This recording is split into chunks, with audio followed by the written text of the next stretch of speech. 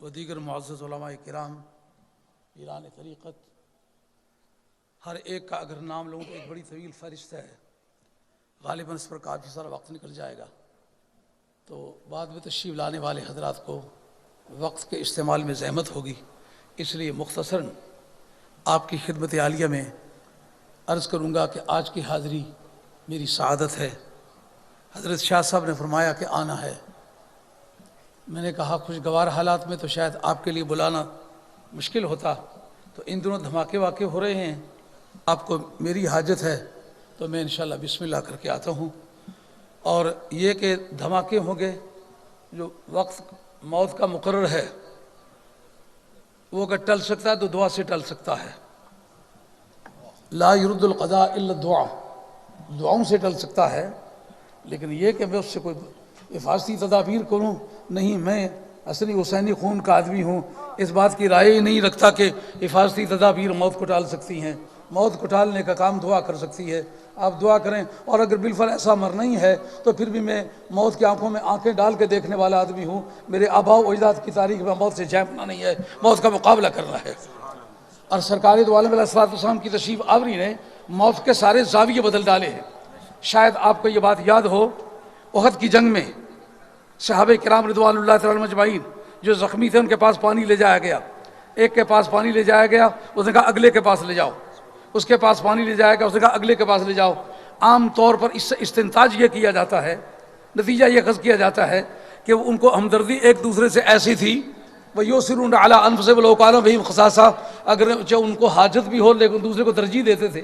یہ بظاہر اس کے معنی بنتے ہیں، اہل علم کے نزدیک یہ معنی نہیں ہے، بلکہ ہدایہ کے اندر جو کتاب الجنائز ہے اس کے اندر ایک ارتشاس کی خفیف سی بحث ہے کہ اگر ایک آدمی میدان کارزار میں زخمی ہوا ہے، اس کی جان بچانے کے لیے کوئی تدبیر کی گئی ہے، اس کو اٹھا کے لے جایا گیا ہے یا اس کو کوئی دوائی دی گئی ہے، تو وہ اگرچہ اس کے بعد مر جائے تو اگرچہ وہ حقیقتاً شہید ہوگا مگر حکماً شہید نہیں ہوگا، اس کی شہادت کا درجہ دوسرے درجے پر پڑتا ہے۔ اگر اسی حادثے سے اسی مقام پر مر جائے تو اس کی شہادت حقیقتاً بھی شہادت ہے، حکماً بھی شہادت ہے۔ جس وقت کسی صحابی کے پاس وہ پانی لے جایا گیا، اس نے اس لیے کہا کہ دوسرے کے پاس لے جاؤ کہ اس وقت اگر میں پانی پی لوں تو میری شہادت کا درجہ کم ہو جائے گا۔ واہ محبوب کبریا، لوگ آج تک تو موت سے ڈرتے چلے آئے، تو نے کیا محبت کی وہ شراب پلا دی ہے جس کی وجہ سے آدمی موت سے بچنے کی بجائے موت سے گلے لگنا چاہتا ہے۔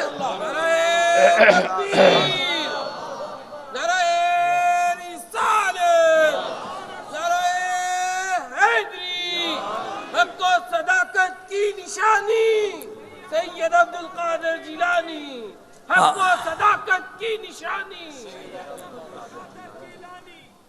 تھکے ہوئے نعروں کی توانائی کا مجھے جائزہ ہو رہا ہے کہ آپ کس انداز سے نعرے لگا رہے ہیں۔ بہرحال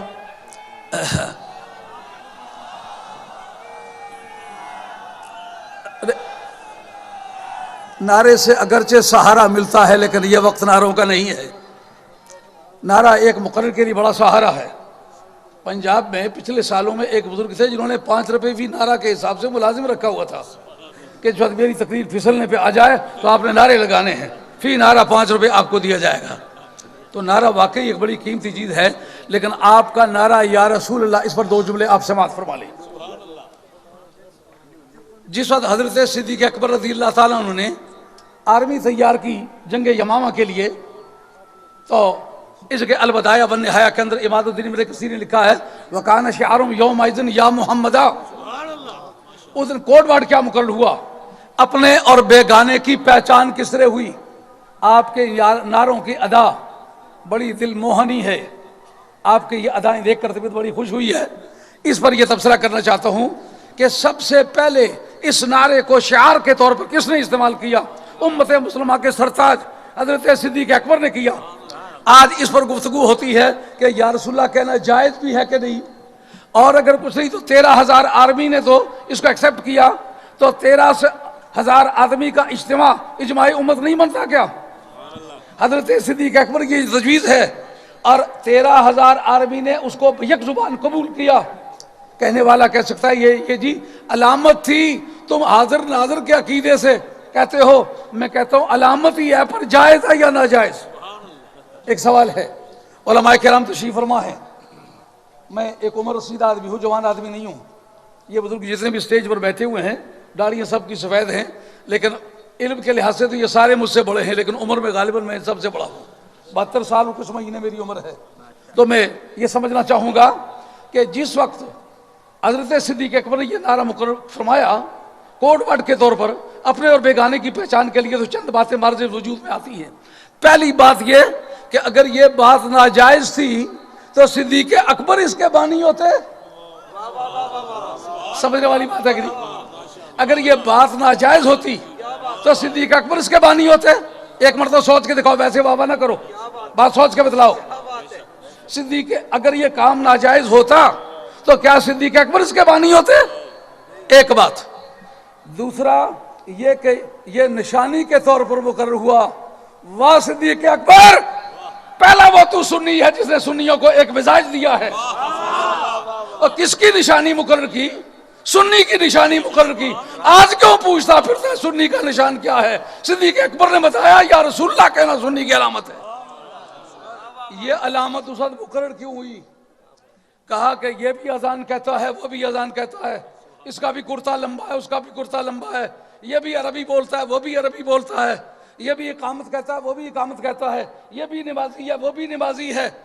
جب ایسے نمازیوں سے واسطہ پڑ جائے جو بے ایمان قسم کے نمازی ہوں، جب ایسے مؤذنوں سے واسطہ پڑ جائے جو مؤذن تو ہوں لیکن پکے بے ایمان ہوں، اس وقت تمیز کرنے کی ضرورت ہے. اذانے وہ بھی کہتے ہیں، اذانے یہ بھی کہتے ہیں، کلمے وہ بھی پڑھتے ہیں، کلمے یہ بھی پڑھتے، عربی وہ بھی بولتے. یہ دھوکہ ہوتا ہے وہ جی کیا کرے، عربی بولتا ہے، کیا کرے جی کرتا لمبا ہے، کیا جی اس وطن کا رہنے. اب یہ ساری باتیں اکٹھی کر کے میں پوچھتا ہوں کہ مسیلمۃ الکذاب کی جماعت میں یہ ساری باتیں تھی کہ نہیں؟ واہ صدیق اکبر تیری ذہانت میں قربان، تم نے یہ بتلایا جس وقت اپنے اور بیگانے کی تمیز نہ ہو. کس وجہ سے؟ دونوں عربی بولیں، دونوں کلمے پڑھیں، دونوں نمازی ہوں، دونوں اقامتیں کہیں، دونوں اذانیں کہیں. پھر ایماندار اور بے ایمان کی تمیز کرنے کا وہ نازک دور ہوگا. کیا کریں؟ کہا یا رسول اللہ کا نعرہ لگاؤ، پتہ چل جائے گا ایماندار کون ہے اور بے ایمان کون ہے.